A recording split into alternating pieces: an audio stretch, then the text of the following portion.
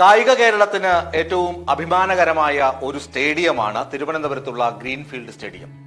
നമുക്കറിയാം, നമ്മുടെ ക്രിക്കറ്റ് പ്രേമികൾക്ക് നിറയെ അവസരങ്ങൾ, അതായത് രാജ്യാന്തര ക്രിക്കറ്റ് താരങ്ങളെ കാണാനും ഇന്ത്യൻ ടീമിൽ അംഗങ്ങളെ കാണാനും ഒക്കെയുള്ള അവസരം ഒരുക്കുന്ന ഒരു സ്റ്റേഡിയം കൂടിയാണ് ഗ്രീൻഫീൽഡ് സ്റ്റേഡിയം. അതുകൊണ്ട് തന്നെ കേരളത്തിലെമ്പാടുമുള്ള കായിക പ്രേമികൾക്ക് ഗ്രീൻഫീൽഡ് സ്റ്റേഡിയത്തോട് ഒരു ഇഷ്ടവും അടുപ്പവും ഒക്കെയുണ്ട്.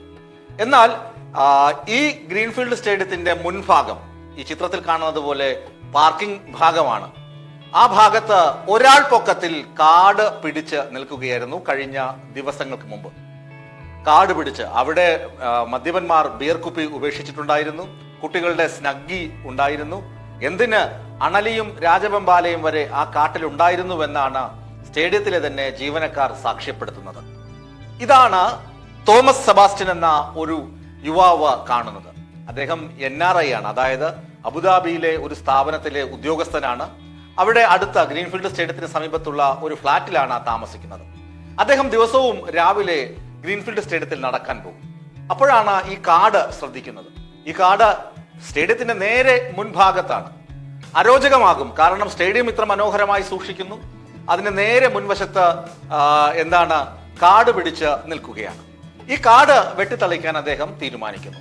ദിവസവും രാവിലെ 7:30 മുതൽ 9 മണി വരെ ശ്രീ തോമസ് സെബാസ്റ്റ്യൻ കാട് വെട്ടിത്തളിക്കൽ ജോലിയിൽ ഏർപ്പെട്ടു.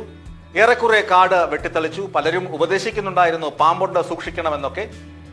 അതിനുശേഷം അദ്ദേഹം ചെയ്തത്, അദ്ദേഹത്തിന് തമിഴ്നാട് പുളിയറയിൽ ഒരു റിസോർട്ടുണ്ട്. ആ റിസോർട്ടിൽ അലങ്കാരത്തിന് വേണ്ടി, റിസോർട്ടിന്റെ മുറ്റം അലങ്കരിക്കുന്നതിന് വേണ്ടി സൂര്യകാന്തി വിത്തുകൾ തമിഴ്നാട്ടിലെ ഒരു സൂര്യകാന്തി പാടത്ത് നിന്ന് അദ്ദേഹം വാങ്ങിവെച്ചിരുന്നു. ആ സൂര്യകാന്തി വിത്തുകൾ ഈ കാട് പിടിച്ചു കിടന്ന സ്ഥലത്ത് അദ്ദേഹം വിതച്ചു. കാട് വെട്ടിത്തെളിച്ചു, അവിടെ സൂര്യകാന്തി വിത്തുകൾ വിതച്ചു. ഏറ്റവും ഒടുവിൽ അദ്ദേഹത്തിനെ സഹായിക്കാൻ ഒരു റിട്ടയർഡ് അധ്യാപകനായ ജോസ് കൂടി ചേർന്നുണ്ട്. ഇങ്ങനെ പരിസ്ഥിതി സ്നേഹികൾ വളരെ കുറച്ചുപേരെ കേരളത്തിലുള്ളൂ. പരിസ്ഥിതിക്ക് വേണ്ടി കവിത എഴുതി പോരാട്ടമൊക്കെ നടത്തിയ ശ്രീമതി സുഗതകുമാരിയുണ്ട്.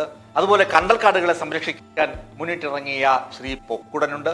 അങ്ങനെ കുറച്ചാളുകൾ, അതുപോലെ കൃഷിയിലുമൊക്കെ താല്പര്യമുള്ള പുതിയ ജനത വളരെ കുറച്ചേ ഉള്ളൂ കേരളത്തിൽ. അപ്പോഴാണ് ഒരു പ്രവാസി യുവാവ്, അബുദാബിയിൽ ജോലി ചെയ്യുന്ന യുവാവ്, ഇപ്പോൾ വർക്ക് ഫ്രം ഹോം ആണ് അദ്ദേഹം ചെയ്യുന്നത്. അദ്ദേഹത്തിന്റെ സ്വന്തം സ്ഥാപനത്തിൽ പാകാൻ വെച്ചിരുന്ന സൂര്യകാന്തി വിത്തൊക്കെ ഗ്രീൻഫീൽഡ് സ്റ്റേഡിയത്തിന്റെ മുന്നിൽ പാകുന്നത്. ഇതിന് കൈയടിച്ച് പ്രോത്സാഹനം നൽകണം എന്ന് അഭ്യർത്ഥിക്കാൻ മാത്രമേ ഞങ്ങൾക്ക് കഴിയുകയുള്ളൂ. ഇത്തരം പ്രവർത്തികൾ പ്രോത്സാഹിപ്പിക്കപ്പെടണം. ഇവിടെ നടക്കാൻ വരുന്ന മറ്റാളുകൾ, അതായത് ഗ്രീൻഫീൽഡ് സ്റ്റേഡിയത്തിന്റെ ഭാഗത്ത് ആളുകൾ പ്രഭാത സവാരിക്ക് എത്താറുണ്ട്.